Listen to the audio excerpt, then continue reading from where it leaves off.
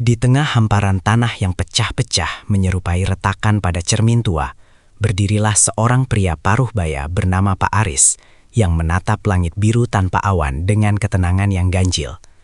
Sementara petani lain di desa Karangkering meratapi nasib dan mengeluhkan harga pupuk kimia yang meroket tajam, Pak Aris justru sibuk mengumpulkan ribuan botol plastik bekas dari tempat pembuangan sampah kota, sebuah tindakan yang membuat tetangga-tetangganya saling berbisik dan menggelengkan kepala tanda tak mengerti.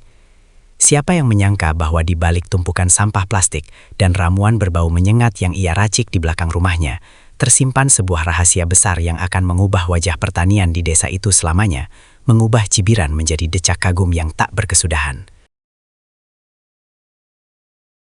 Desa Karangkering bukanlah nama yang diberikan tanpa alasan. Wilayah ini dikenal sebagai zona merah kekeringan di mana setiap butir jagung yang tumbuh dianggap sebagai sebuah keajaiban kecil. Sejauh mata memandang, hanya ada debu kecoklatan yang beterbangan tertiup angin tenggara yang kering, menyapu ladang-ladang jagung yang nampak kerdil dan menguning sebelum waktunya. Pak Aris, seorang pria dengan kulit sewarna tembaga yang ditempa matahari selama puluhan tahun, duduk di beranda rumah kayunya yang sederhana, mengamati para petani lain yang mulai menyerah pada musim tanam kali ini. Mereka adalah orang-orang yang sangat bergantung pada bantuan pemerintah, pada subsidi pupuk kimia yang seringkali datang terlambat, dan pada pola tanam tradisional yang sudah tidak lagi relevan dengan perubahan iklim yang ekstrim. Pak Aris tahu bahwa jika dia terus mengikuti cara lama, maka kemiskinan akan terus menjadi warisan yang ia tinggalkan untuk anak-anaknya. Maka, dimulailah sebuah perjalanan panjang yang penuh dengan eksperimen, kegagalan, dan yang paling berat adalah isolasi sosial dari komunitasnya sendiri. Segalanya bermula ketika Pak Aris mengunjungi seorang kerabat di kota dan melihat bagaimana limbah rumah tangga dibuang begitu saja tanpa nilai guna. Ia membawa pulang ide tentang teknologi tetes sederhana dan fermentasi nutrisi mandiri. Di matanya, botol-botol plastik bekas air mineral bukan lagi sampah, melainkan komponen irigasi presisi yang bisa menyelamatkan setiap tetes air yang berharga. Ia mulai mengumpulkan botol-botol itu, mencucinya dengan telaten di bawah pancuran air sumur yang debitnya mengecil. Tetangganya Pak Tejo seringkali lewat di depan rumah Pak Aris sambil membawa cangkulnya, lalu berhenti sejenak hanya untuk melempar sindiran tajam tentang bagaimana Pak Aris telah beralih profesi dari petani menjadi pemulung sampah yang kehilangan akal sehatnya. Warung kopi di sudut desa menjadi pusat gosip di mana nama Pak Aris sering disebut sebagai contoh orang yang terlalu banyak melamun hingga lupa cara bertani yang benar. Namun, di tengah semua tekanan itu, Pak Aris tetap bergeming, fokus pada skema yang telah ia gambar di atas kertas semen bekas. Sebuah denah sistem pengairan yang akan memanfaatkan gravitasi dan kapilaritas. Memasuki bulan pertama eksperimennya, Pak Aris mulai mengolah lahan seluas 0,5 hektar yang letaknya paling gersang di lereng bukit. Ia tidak menggunakan traktor besar yang memakan biaya solar mahal, melainkan menggunakan metode olah tanah minimum untuk menjaga kelembapan alami di bawah permukaan tanah. Ia membuat lubang-lubang tanam yang presisi, lalu di samping setiap lubang itu, ia menanamkan botol plastik yang telah dilubangi bagian bawahnya dengan jarum panas dan diisi dengan sumbu kain flanel bekas. Sistem ini dirancang agar air tidak menguap sia-sia ke udara, melainkan langsung menuju ke zona perakaran tanaman. Selain masalah air, Pak Aris juga meracik pupuk cair organik yang ia sebut sebagai ramuan emas. Ramuan ini terdiri dari urin kelinci, rendaman sabut kelapa untuk kalium alami, dan fermentasi nasi basi sebagai sumber mikroorganisme lokal. Bau menyengat dari drum-drum di belakang rumahnya seringkali membuat orang-orang yang lewat menutup hidung dengan jijik, menganggap apa yang dilakukan Pak Aris adalah sebuah kegilaan yang hanya akan merusak tanah. Minggu-minggu awal penanaman adalah masa yang paling krusial sekaligus paling menyiksa bagi mental Pak Aris. Di saat ladang petani lain mulai ditumbuhi tunas-tunas jagung yang dipaksa tumbuh dengan pupuk urea dosis tinggi, lahan Pak Aris nampak masih sepi. Tanaman jagungnya tumbuh lebih lambat di awal, karena ia fokus pada penguatan akar terlebih dahulu melalui nutrisi organik yang ia berikan secara perlahan lewat sistem botol tetesnya. Pak Tejo dan petani lainnya seringkali berdiri di pinggir jalan, menunjuk-nunjuk lahan Pak Aris sambil tertawa kecil, membandingkan pertumbuhan jagung mereka yang sudah setinggi lutut dengan jagung Pak Aris yang baru muncul beberapa senti dari permukaan tanah. Mereka merasa menang, merasa bahwa cara modern dengan kimia adalah satu-satunya jalan keluar. Namun, mereka tidak menyadari bahwa jagung-jagung mereka sedang terbakar secara perlahan oleh residu kimia. Sementara jagung Pak Aris sedang membangun fondasi yang kuat di dalam tanah yang kini mulai kaya akan humus dan mikroba baik. Keadaan mulai berbalik secara dramatis ketika musim kemarau mencapai puncaknya di bulan ketiga. Sumur-sumur warga mulai mengering, dan debit air sungai menyusut hingga hanya menyisakan aliran kecil di tengah bebatuan. Tanaman jagung milik warga yang tadinya nampak gagah, kini mulai layu. Daun-daunnya menggulung seperti lidi untuk mengurangi penguapan, dan warna hijaunya berubah menjadi kuning pucat yang menyedihkan. Mereka terpaksa membeli air tangki dengan harga selangit hanya untuk sekadar mempertahankan hidup tanaman mereka. Namun itu pun tidak cukup. Di sisi lain, keajaiban mulai terlihat di lahan Pak Aris. Jagung-jagungnya yang tadinya dianggap kerdil, tiba-tiba mengalami lonjakan pertumbuhan yang luar biasa. Daun-daunnya lebar, tebal, dan berwarna hijau pekat mengkilap seolah-olah dilapisi lilin. Batang jagungnya tumbuh kokoh, dengan diameter yang jauh lebih besar dari rata-rata jagung di desa itu. Yang paling menakjubkan adalah bagaimana tanah di sekitar tanaman Pak Aris tetap nampak lembab meskipun matahari membakar dengan suhu di atas 35 derajat Celcius. Rahasianya terletak pada efisiensi luar biasa dari teknologi botol bekas tersebut. Setiap tetes air yang dimasukkan Pak Aris ke dalam botol setiap pagi benar-benar terserap habis oleh akar tanpa ada yang terbuang. Selain itu, ia menggunakan mulsa organik dari sisa-sisa jerami dan rumput kering yang ia tebarkan di atas permukaan tanah untuk menjaga suhu tanah tetap sejuk. Mikroorganisme dalam ramuan emasnya telah bekerja secara kolaboratif dengan akar jagung, menciptakan ekosistem mini yang mandiri. Pak Aris tidak perlu lagi menyiram setiap hari, ia cukup mengisi botol-botol itu 3 hari sekali. Para petani yang tadinya mengejek, kini mulai sering terlihat berhenti di pinggir lahan Pak Aris, bukan lagi untuk tertawa, melainkan untuk mengamati dengan kening berkerut. Mereka mulai bertanya-tanya dalam hati, bagaimana mungkin lahan yang paling gersang di desa itu kini menjadi satu-satunya tempat yang nampak seperti oase hijau di tengah padang gurun. Ketegangan mencapai puncaknya saat masa pengisian tongkol jagung tiba. Jagung milik warga banyak yang mengalami gagal buah. Tongkolnya kecil, tidak berisi penuh sampai ke ujung, dan banyak yang diserang hama ulat karena daya tahan tanaman yang lemah akibat stres air. Sementara itu, setiap batang jagung di lahan Pak Aris rata-rata menghasilkan 2 tongkol besar yang panjangnya mencapai 25 hingga 30 cm. Pulir-pulir jagungnya tersusun rapi, padat, dan berwarna kuning keemasan yang sangat cerah. Pak Aris tidak menggunakan pestisida kimia sama sekali. Ia menggunakan air rebusan tembakau dan bawang putih untuk mengusir hama, sebuah metode sederhana yang lagi-lagi sempat diremehkan oleh rekan-rekannya. Keheningan mulai menyelimuti desa saat mereka menyadari bahwa Pak Aris telah berhasil melakukan sesuatu yang dianggap mustahil oleh para ahli pertanian sekalipun yang pernah berkunjung ke sana. Hari panen raya pun tiba, dan suasana di lahan Pak Aris terasa seperti sebuah festival yang tidak direncanakan. Hampir seluruh warga desa berkumpul di pinggir lahan, termasuk Pak Tejo, yang kini nampak malu-malu dan tidak berani menatap mata Pak Aris secara langsung.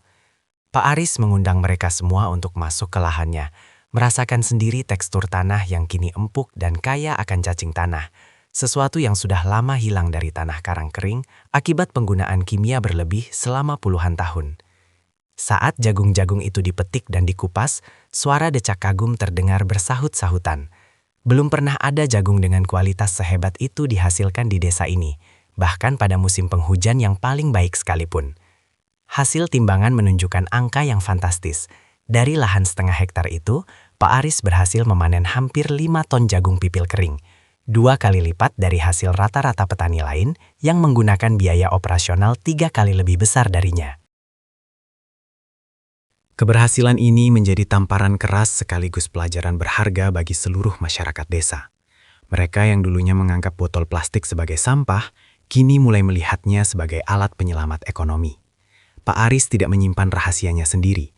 Dengan rendah hati, ia mulai mengajari para tetangganya cara membuat sistem irigasi tetes tersebut.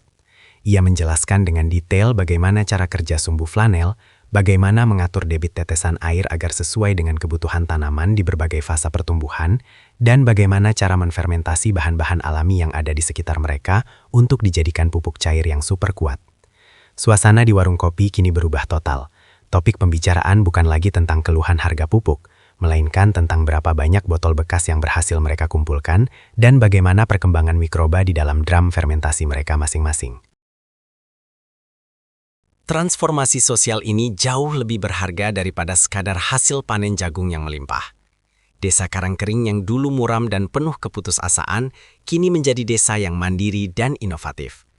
Para pemuda desa yang tadinya lebih memilih merantau ke kota untuk menjadi buruh kasar, kini mulai tertarik kembali ke ladang, terinspirasi oleh kesuksesan Pak Aris yang membuktikan bahwa pertanian tidak harus mahal dan tidak harus merusak alam. Mereka mulai mengeksplorasi teknologi sederhana lainnya, seperti pembuatan biopori raksasa untuk cadangan air tanah dan penggunaan panel surya sederhana untuk memompa air dari sumur dalam. Pak Aris kini bukan lagi dianggap sebagai orang gila, melainkan sebagai pahlawan lingkungan dan guru bagi semua orang. Ia telah membuktikan bahwa kecerdasan tidak selalu datang dari pendidikan formal yang tinggi, melainkan dari ketelatenan, observasi mendalam terhadap alam, dan keberanian untuk berbeda di tengah arus keseragaman yang salah arah. Kisah Pak Aris mengajarkan kita bahwa seringkali solusi dari masalah terbesar yang kita hadapi ada tepat di depan mata kita, dalam bentuk hal-hal sederhana yang sering kita sepelekan. Botol plastik bekas, urin ternak, dan dedaunan kering yang biasanya dibakar begitu saja ternyata bisa menjadi kunci kemakmuran jika dikelola dengan hati dan logika yang jernih. Kini, setiap kali musim kemarau datang, warga desa Karangkering tidak lagi memandang langit dengan ketakutan, melainkan dengan senyuman. Mereka tahu bahwa mereka memiliki teknologi yang tangguh, sebuah sistem yang lahir dari cemoohan namun berakhir dengan kejayaan. Jagung-jagung mereka tetap akan tumbuh subur, hijau, dan memberikan harapan bagi masa depan anak cucu mereka. Semua berkat seorang pria yang berani bermimpi di tengah gersangnya tanah dan kerasnya hati manusia.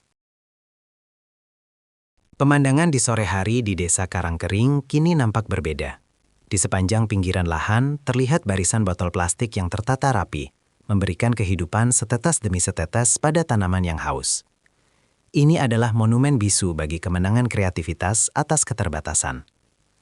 Pak Aris sering terlihat duduk di gubuknya, memandangi hamparan hijau jagung yang bergoyang ditiup angin, merasa puas bukan karena kekayaan yang ia dapatkan, melainkan karena ia berhasil mengembalikan martabat petani di desanya.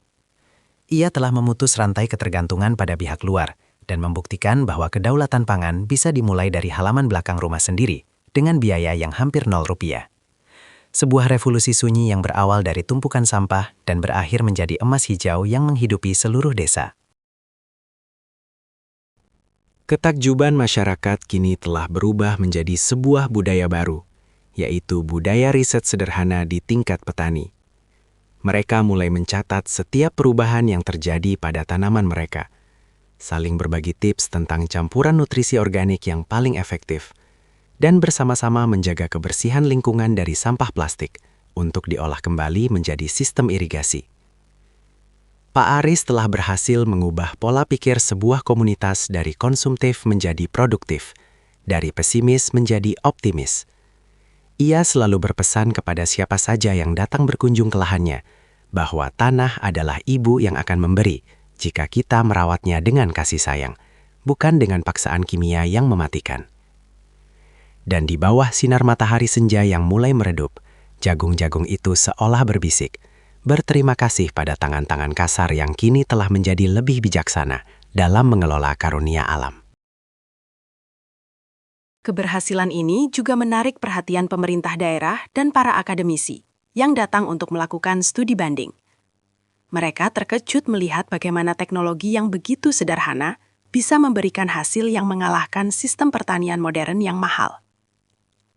Pak Aris dengan senang hati menjelaskan setiap detail prosesnya, tanpa ada yang ditutup-tutupi. Baginya, ilmu adalah seperti air. Jika dibiarkan mengalir, ia akan memberi kehidupan pada banyak orang. Namun jika dibendung sendiri, ia akan menjadi basi dan tidak berguna. Desa Karangkering pun kini dikenal sebagai Desa Mandiri Teknologi, sebuah label yang sangat kontras dengan kondisinya beberapa tahun silam. Perjalanan dari seorang yang disepelekan menjadi seorang yang takjubkan adalah bukti nyata bahwa ketekunan dalam kebenaran akan selalu menemukan jalannya menuju puncak keberhasilan. Di akhir musim panen kedua setelah inovasi itu diterapkan secara massal, kesejahteraan warga desa meningkat drastis. Rumah-rumah yang tadinya reot mulai diperbaiki. Anak-anak desa bisa melanjutkan sekolah ke jenjang yang lebih tinggi. Dan yang paling penting, rasa persaudaraan di antara warga semakin erat karena mereka memiliki visi yang sama dalam membangun pertanian desa. Pak Aris tetaplah Pak Aris yang dulu. Sederhana, murah senyum, dan tetap rajin mengumpulkan botol bekas jika ia menemukannya di jalan. Baginya, setiap botol adalah sebuah kesempatan untuk menumbuhkan satu kehidupan baru. Dan di tengah hamparan jagung yang luas, ia berdiri tegak, memandang masa depan dengan penuh keyakinan bahwa selama manusia mau berpikir dan berusaha, tidak ada tanah yang terlalu kering untuk ditanami harapan. Kisah ini menjadi pengingat bagi kita semua bahwa inovasi tidak selalu berarti sesuatu yang canggih dan mahal. Terkadang, inovasi yang paling berdampak adalah inovasi yang paling dekat dengan kehidupan sehari-hari, yang bisa dilakukan oleh siapa saja tanpa harus menunggu bantuan besar. Rahasia sukses Pak Aris bukanlah pada alat-alatnya, melainkan pada keberaniannya untuk mencoba hal baru dan ketangguhannya dalam menghadapi tekanan sosial. Kini, setiap kali orang melihat jagung yang subur di Desa Karangkering, mereka akan teringat pada botol-botol plastik bekas dan seorang pria bernama Pak Aris yang pernah dianggap gila, namun ternyata adalah seorang jenius di ladangnya sendiri. Terima kasih telah menyimak kisah inspiratif dari Pak Aris, yang membuktikan bahwa kreativitas dan ketekunan bisa mengubah sampah menjadi berkah, serta mengubah cemoohan menjadi prestasi yang membanggakan. Jika Anda merasa cerita ini memberikan wawasan baru tentang potensi pertanian mandiri, jangan lupa untuk menekan tombol subscribe dan memberikan like pada video ini, agar kami bisa terus membagikan kisah-kisah luar biasa lainnya dari berbagai penjuru kehidupan. Kami sangat ingin tahu, dari mana Anda menyaksikan video ini. Tuliskan lokasi tempat tinggal Anda di kolom komentar di bawah agar kita bisa saling menyapa dan berbagi inspirasi antar daerah. Sampai jumpa di kisah selanjutnya yang tak kalah menarik dan penuh makna.